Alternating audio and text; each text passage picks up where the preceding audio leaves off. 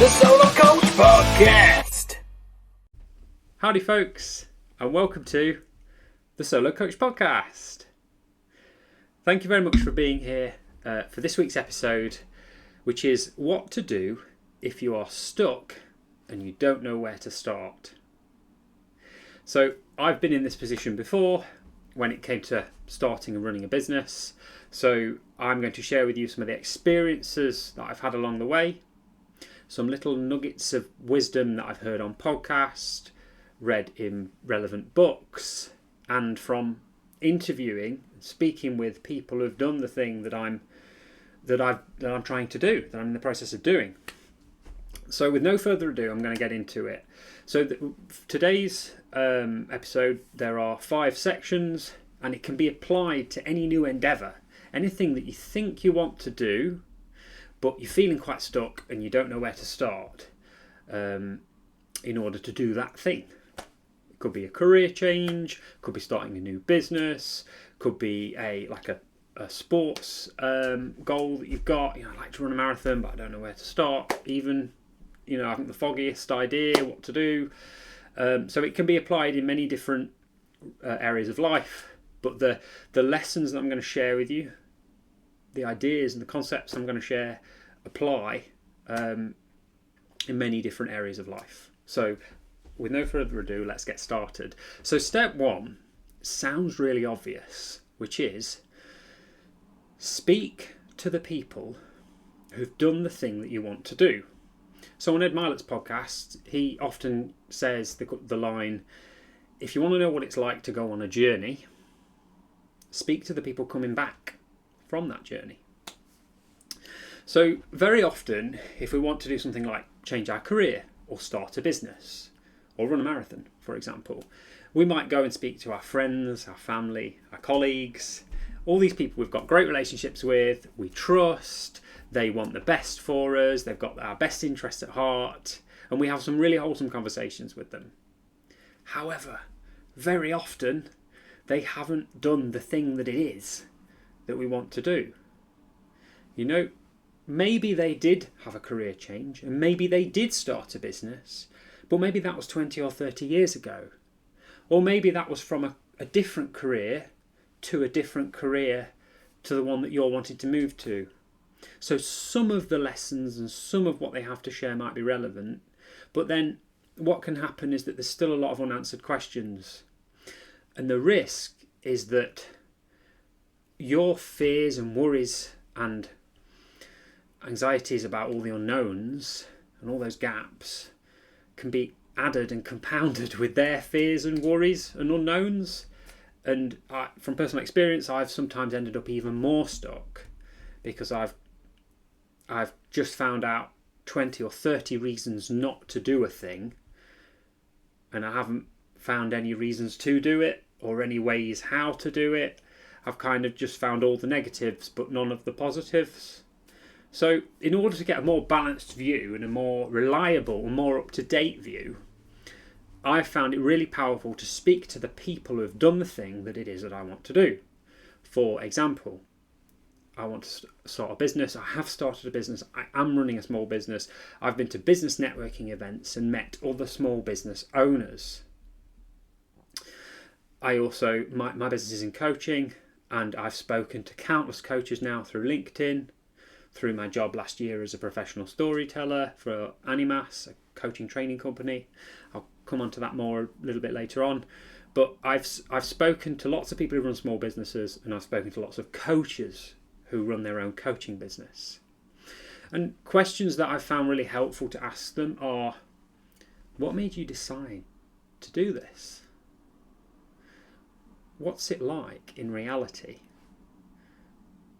Does the reality live up to your expectations? Or is it completely different? And what were some of the obstacles and setbacks that you encountered along the way? How did you overcome them? And what have been some of the biggest highs, the highest highs, in addition to the lowest lows?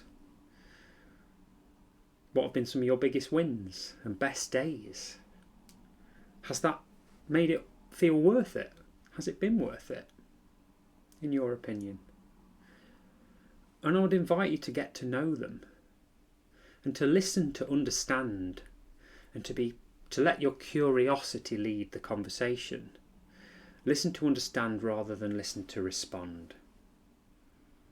Someone once told me there's a reason we've got 2 ears and 1 mouth. We should be listening at least twice the amount of time that we're speaking. Ed Milet talks about that ratio being much higher. The more we can listen and understand and see things from another person's perspective, the stronger connection we can build with them. And in the process of building that connection, you might be able to share a little bit about where you're at now. Perhaps they might have some advice on, what do you suggest I do, or who do you suggest I speak to next? And a great one to end on is there anything that you know now that you wish you'd known back then? So that you can take shortcuts on your journey by learning from the mistakes that they've made. I know that that's saved me years of mistakes and a lot of money I could have spent on doing things that wouldn't have served me. So that's been a really helpful question to ask. So section 2, moving on, is what skills are required to do this new thing and how do I develop them? So it's a case of trying to figure out what is it that I need to know to get to where I want to go in reality. So often people assume that, to have a grad job, you need to have a degree, for example. I had a grad job a few years ago and I don't have a degree. I got that job through experience.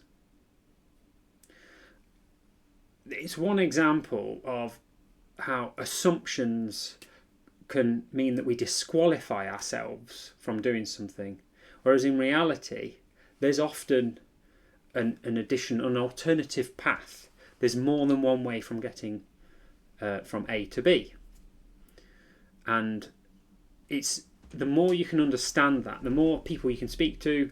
For example, stories in books you can read about people who have done the thing you want to do, interviews on podcasts in that same arena, and conversations and interviews that you might conduct of people who have done this thing that you want to do.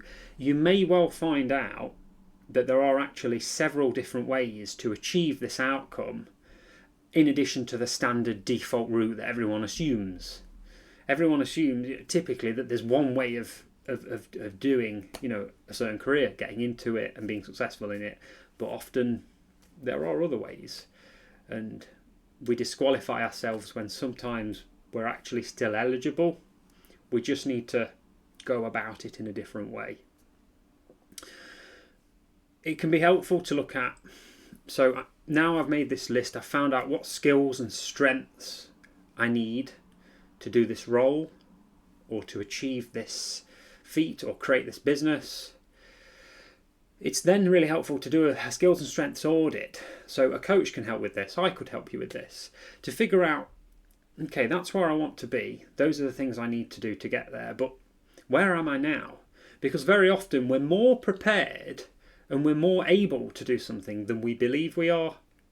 We believe that, I have no sales experience, I've no marketing experience, I've no financial management experience, because we haven't necessarily held roles in companies that have that title. Sales role, marketing role, financial management role, accountancy role, for example, etc., etc. Whereas in reality, throughout our life experience and the jobs that we have had, the skills required for sales, marketing and financial management, we may well already have. They're just in a different guise and a different form. So I've found I'm more prepared, and a lot of my experience and my skills and knowledge from my IT career has been completely transferable and really helpful in the journey of setting up my own coaching business. But I didn't necessarily realise it at the time. I felt that I was completely unprepared and had 0% idea of what to do and how I was going to do it, and I was going to have to learn everything from scratch. Whereas in reality, I probably had a good 20 or 30% solid grounding from my IT background in order to get started and overcome some of the obstacles in setting up my own business. And in addition to that, there's still been one heck of a lot to learn. Speaking of which, how can you plug that gap is a good question to ask yourself. Who might I need to speak to find out? Where might I need to go? And what might I need to do? So it's doing a skills and strengths audit, and it might be that public speaking or speaking skills in general, for example, are going to be required for this role. So there are classes like Toastmasters and the National Speaking Association, the NSA, where you can go and cultivate and develop those skills. I often feel that the best investment is an investment in yourself. So if you're able to, if nothing else, you're able to grow your own soft skills, communication skills and speaking skills, then you've still benefited, you still move forward, because those skills will be useful in any arena that you go into in the future. So nothing ventured, nothing gained. Section 3, moving on to the next point, is invest in some support. So to get the ball rolling, you might need to put some skin in the game and take action. What I mean by that is investing in a coach or a mentor or a training course could be what you need in order to get unstuck and start the ball rolling and get moving. I've definitely been a victim of talking about something till the cows come home, ruminating on it, thinking about it, making the most grandiose of plans, and then never doing anything about it.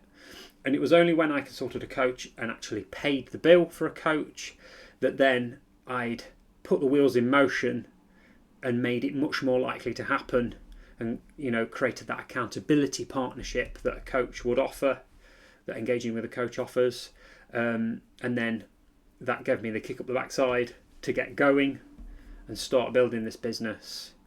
On my journey, I started off with with having a coach, paying for a coach, and then invested in a training course in coaching.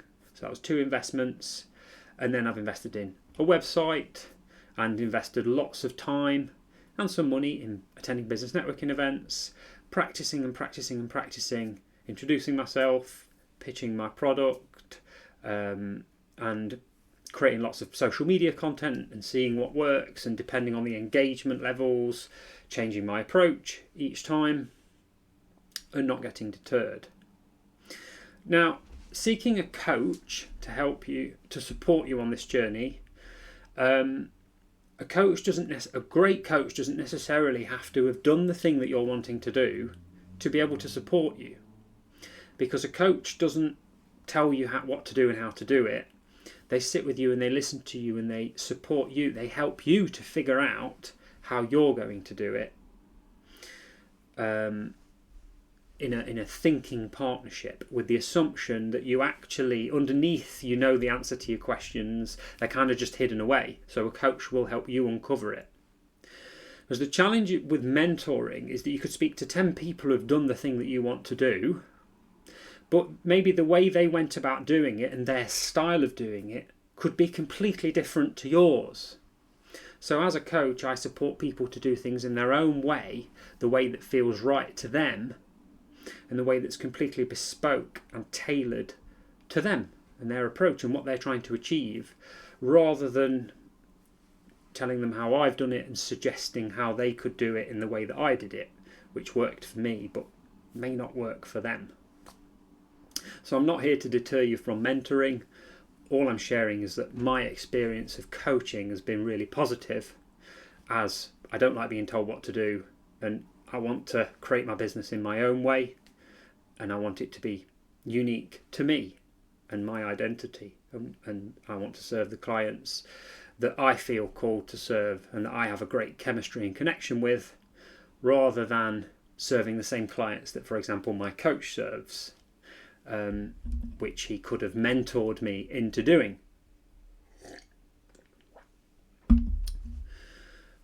So moving on to the point number 4 would be another thing to do if you're stuck and you don't know where to start. My point is that taking massive action is the cure-all. And that's a Tony Robbins quote. So action trumps thinking every time. And I like to see it as though there's no such thing as failure, only results.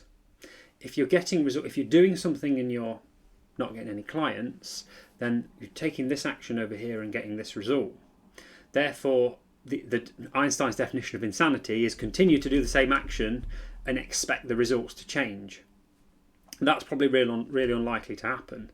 So instead, by changing those actions and saying, right, well, this month I'm going to do something differently. I'm going to change my campaign. I'm going to not change everything, but I'm just going to change my approach. I'm going to change something, will give you a high likelihood that you'll get different results. So continually changing your approach until you get the results that you want. And I will say, here's a biggie from Ed Mylett. The most successful don't need to know all of the answers before they jump. So, for example, my journey of becoming a professional storyteller for Animas.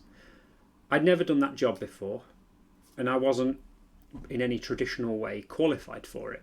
I don't have a journalism degree, I don't have an English degree, I've not been a storyteller, I've not worked in a marketing team before, etc, etc, etc.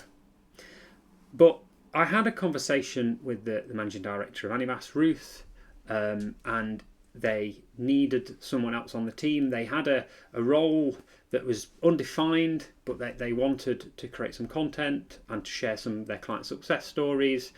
And I love having conversations. I'm energized by it. By then I'd got the coaching diploma from Animas. I'd been through their program. I understood what the company was about, and I was very invested in the company, as I was a massive fan, I still am, of Animas and the work that they're doing. And through a discussion with Ruth, through several discussions, we created a role that the agreement was, I'll give it a go. I'll try. I will figure it out on the way. I'm definitely going to make mistakes. I'm not going to do things as well as they could be done. You know, my process isn't going to be smooth right from the start, but let's just roll with it. In the IT world, project management world, we call it lean/agile approach. Leaning into something and starting it without necessarily knowing exactly how it's going to go and all the steps in what order and when they're going to happen. It's kind of leaning in and trusting the process, as we do in coaching sessions. And over the next few weeks and months, I got much better at the role. I got the right technology, a HD web camera and a microphone. I refined my interview skills, figured out what questions were best to ask, figured out that actually being less prepared for an interview, not having all the questions pre-written and following my curiosity and the flow of the conversation led to a better outcome and a more engaging listen. I leveraged tools such as AI to assist me with the email communications and blog writing, and I continually reviewed everything I was doing and continually kept changing it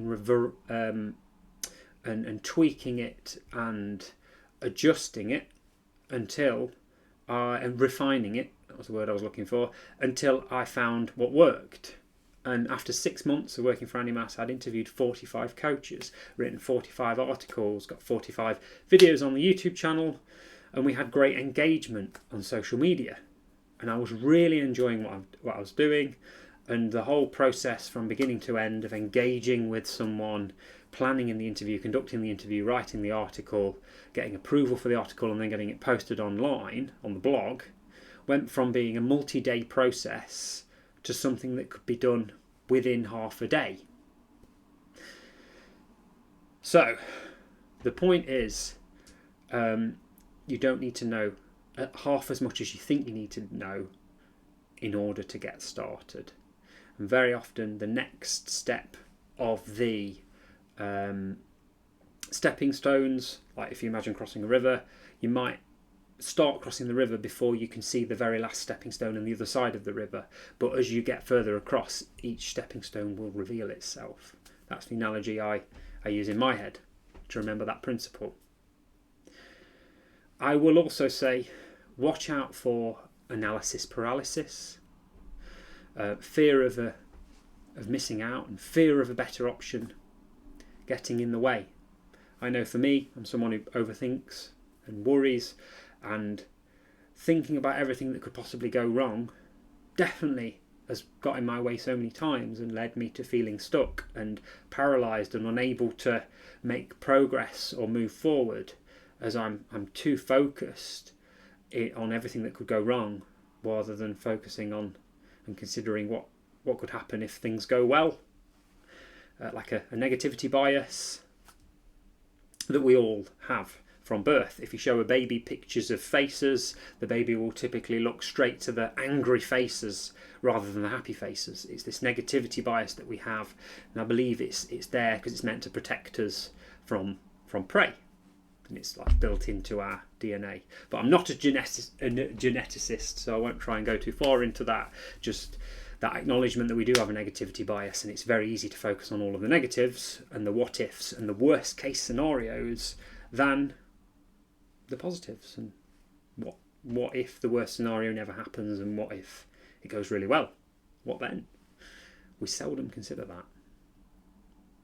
And by focusing on the negatives, we can end up drawing them to us, and it can become a self-fulfilling prophecy if we're not careful. So be aware. And again, that's a great thing to work on with your coach. In addition, I'll say, get used to having critics and skeptics. You can't convince them all. So I would advise, don't try. I myself, I've fallen into that trap many times of trying to bring everyone along with me on the journeys I'm going on, trying to convince even the hardest to crack eggs of them all. And it's not worked, and it's ended up leaving me feel really drained and frustrated, and them feeling frustrated as well. It's kind of a lose-lose scenario. So sometimes acknowledging that, okay, let's agree to differ, and I'll let you know how it goes, or maybe I won't, and that's fine. And I understand, and you are valid, and you are entitled to have that opinion, and fair enough, so be it. I'm not going to share with you what I'm doing any longer. I'm not going to consult you for advice. I'm not going to look for your approval, because you don't believe in what it is that I'm doing, and that's okay. I don't need everyone around me to believe in what I'm doing. As long as I believe in it, and I can speak to other people within my network that do believe in what I'm doing, then is that not good enough? And then on to number 5, point number 5 for what to do if you're stuck and don't know where to start, is be careful or ensure to guard your energy and enthusiasm levels closely. It's often very hard to get back up when you've been knocked down. I'd say be careful who you share your dreams and vision for the future with. And it's better to tell people after the fact than in the initial planning stages. So the example is, if you decide I'm going to run a marathon and you tell everyone that you're going to run a marathon, you've got a much higher chance now. There's a high probability that you won't do it, because you've had a dopamine hit from telling people and getting everyone's, oh my god, wow, that sounds amazing, incredible, good luck. You've had that kick. Whereas telling them after the fact, or much later on in the training and process when it's booked and you're right in the thick of training, telling them then, you've got a higher chance of completing it, because you'll get your dopamine reward from them saying, yeah, you did it, woo, right at the end of the process rather than right at the beginning. I know that if I tell my partner what I'm going to do one day, like I tell her in the morning what my intention is for the day, it's less likely for me to do the things, and more likely for me to procrastinate, than if I tell her at the end of the day when she comes home, sort of as a debrief, what the things I've done that day are. And then I can get my dopamine hit by celebrating my wins and discussing what's not worked but what I've learnt from it, for example. And then it's important to call out that you're going to change, grow and evolve when you embark on a new journey, like a career change or starting a business. people will notice, and some might not like it. Some might change. Some might say, well, you've changed, man. You're not the same as you used to be. What's this new business about? Like, we don't see you. I'd say don't be deterred. Be prepared to let go of what no longer serves you in the pursuit of what does.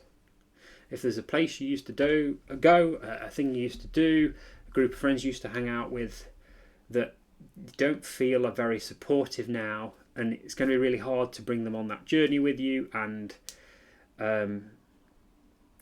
it clashes with what you're trying to do. I'm not advocating to end friendships.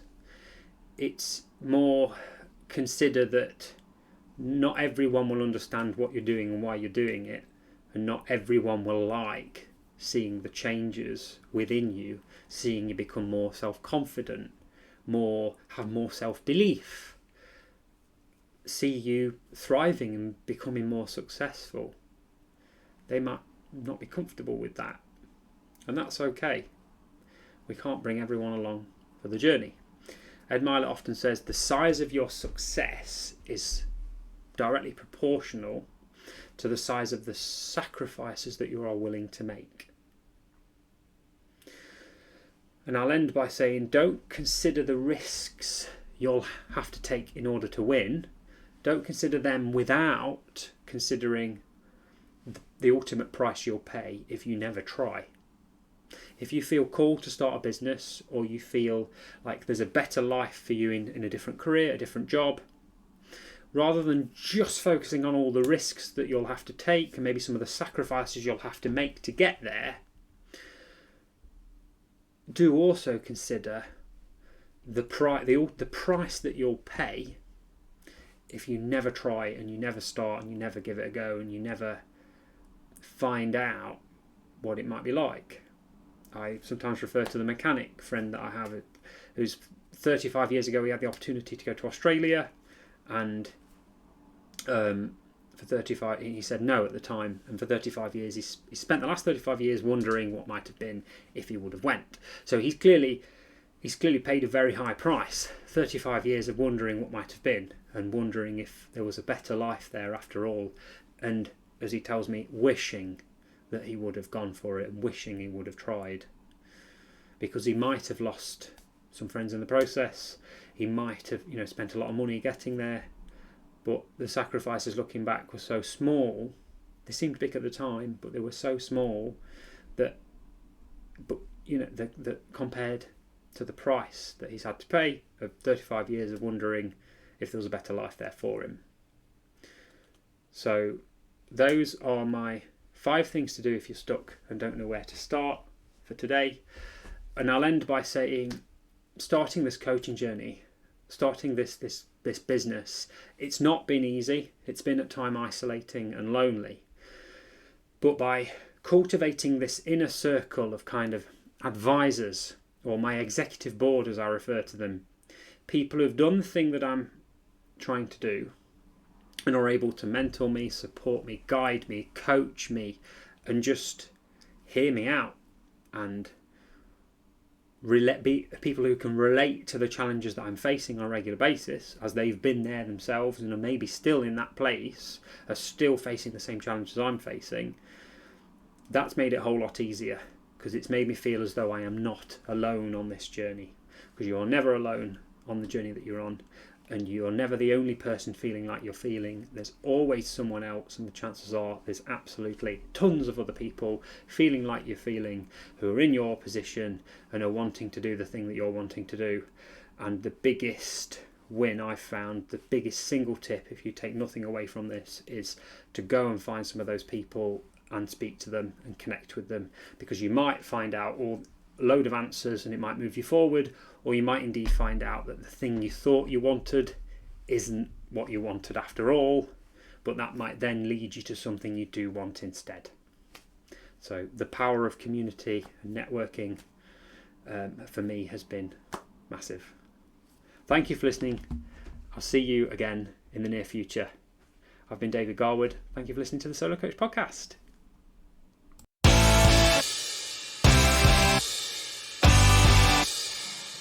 The Solo Coach Podcast.